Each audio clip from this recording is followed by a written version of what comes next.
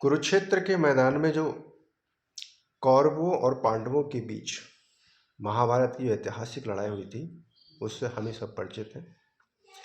इस युद्ध में पांडवों की क्या मजाल थी जो कौरवों की सेना पर विजय प्राप्त कर लेते, क्योंकि कौरवों की सेना में तो एक से एक धुरंधर योद्धा, वीर और धनुर थे, जिसके सामने पांडवों की सेना की क्या वैल्यू थी। लेकिन इस युद्ध में भगवान श्री कृष्ण पांडवों की नैया पार लगाने में अपनी बहुत महत्वपूर्ण भूमिका निभाई। युद्ध शुरू होने से पहले दोनों शिविरों में इस बात की चर्चा चल रही थी कि युद्ध कब समाप्त होगा और कितने दिनों तक चलेगा और इस युद्ध में कौन विजयी होगा। जब उधर इस बात की जानकारी घटोत्कच के पुत्र और भीम के पौत्र बर्बरीक को हुई, तब वह अपनी माता से अनुमति लेकर पांडवों के शिविर में पहुंचता है और सभी को प्रणाम और चरण स्पर्श करता है। लेकिन उसी समय पांडवों का एक गुप्तचर आया और कहने लगा कि कौरवों की सेना आप पर विजय प्राप्त करने की रणनीति तैयार कर रही है। पितामह कह रहे हैं कि मैं इतने दिनों में पांडव सेना को समाप्त कर सकता हूँ। द्रोणाचार्य कह रहे हैं कि मैं इतने दिनों में पांडवों की सेना को समाप्त कर सकता हूँ। और अंगराज कर्ण कह रहे हैं कि मैं 6 दिन में ही सारी पांडव सेना का विनाश कर सकता हूँ। तो युधिष्ठिर बोले अपने भाइयों से कि आपके पास भी क्या रणनीति है, आप कितने दिनों में युद्ध समाप्त कर सकते हो। सबने अपना अपना परिचय दिया। तो अर्जुन भी कहने लगे कि मैं तो 1 दिन में ही सारी कौरव सेना का विनाश कर सकता हूँ। वो बर्बरीक पे रुका नहीं गया। बर्बरीक बोले हे पितामह, आप जो कह रहे हैं वो सही नहीं, मैं तो 1 पल में ही सारी कौरव सेना का विनाश कर सकता हूँ। अरे, बर्बरीक की बात सुनकर सभी लोग आश्चर्य पड़ गए कि बर्बरीक के पास ऐसा क्या है कि जो 1 ही पल में सारा युद्ध समाप्त कर देगा। तब श्री कृष्ण ने बर्बरीक से कहा कि बर्बरीक, तुम द्रोण, पितामह और कर्ण जैसे योद्धाओं को 1 पल में कैसे समाप्त कर सकते हो, आखिर ऐसा क्या है तुम्हारे पास।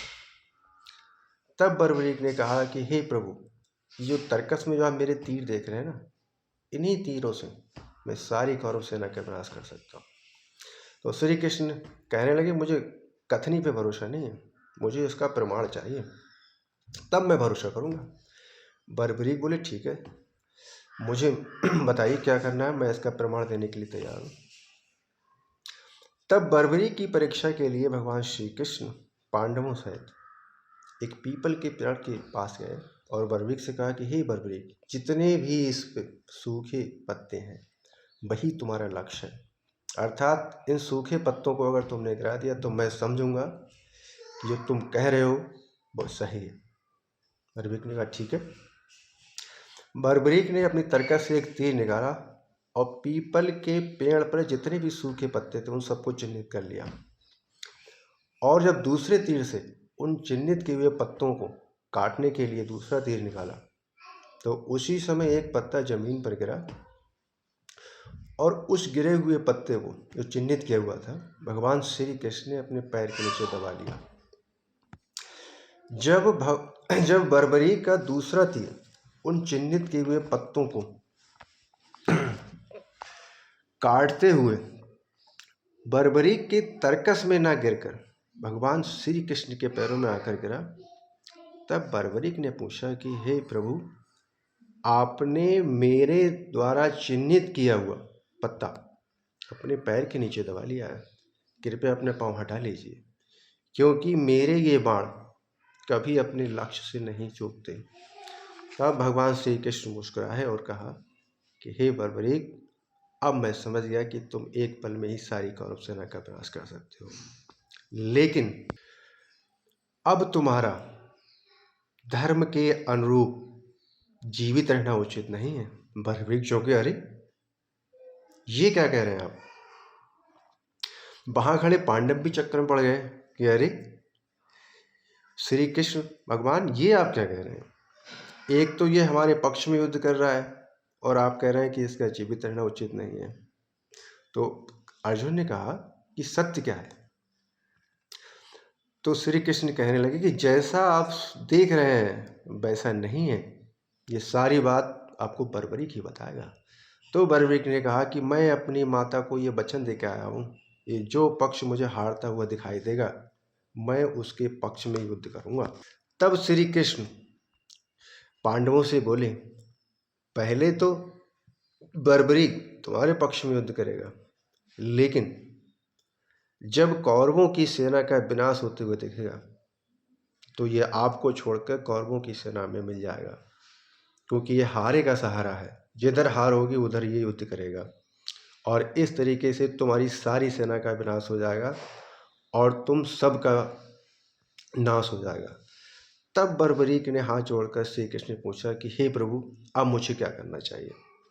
तब श्री कृष्ण ने कहा कि हे बर्बरीक, अब मुझे आप अपना जो है शीश दान कर दीजिए। बर्बरीक ने कहा, ठीक है प्रभु, लेकिन मेरी एक इच्छा है कि मैं इस कटे हुए शीश से पूरे महाभारत का युद्ध देखना चाहता हूँ। श्री कृष्ण ने कहा, ठीक है, जैसी आपकी इच्छा।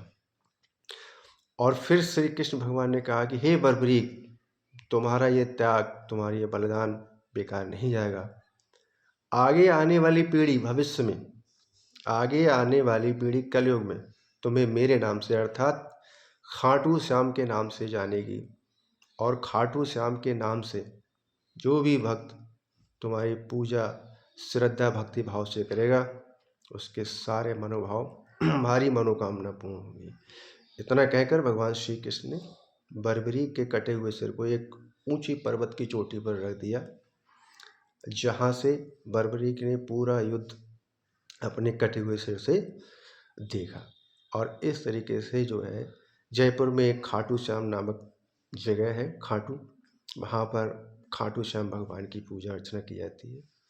और इस तरीके से अगर बर्बरीक पांडवों की सेना में शामिल हो जाते तो पांडवों की हार सुनिश्चित थी, क्योंकि बर्बरीक का एक ही सिद्धांत था कि जो हारेगा मैं उसकी तरफ से लड़ूंगा।